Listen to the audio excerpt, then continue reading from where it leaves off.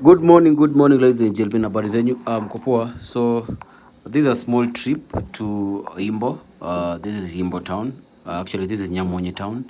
So kwa wale ambao juu, Nyamonye is known for some of special watu special sana kutoka Imbo Nyamonye hapa. One of them ni Babu Owino, kama nakumbuka ile story last time wakibonga kwa smart. Babu Owino ni Muhindi hapana, but Babu Owino ni mtu wa area yangu Gwengmet, hiyo naweza confirm.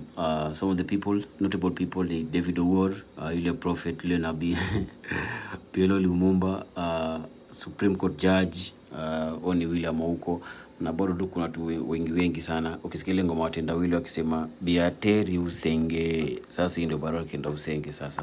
So Imbo ni a beautiful place. Lake Victoria iko huko. Imbo ndio kuna Usenge, kuna Nyamonye, kuna Majengo, kuna places popo sana kwa Gotramogi, the famous Gotramogi, wale wanasema Gotramogi. Huko ndio Luos originated, Joko Win, Joko Molo walisettle wa Gotramogi kwanza ndio wakaanza kudisperse. So like Imbo is the origin of Luo man. Waluo wote walianzia Imbo kwa sababu ndio walisettle wakitoka Sudan na Egypt.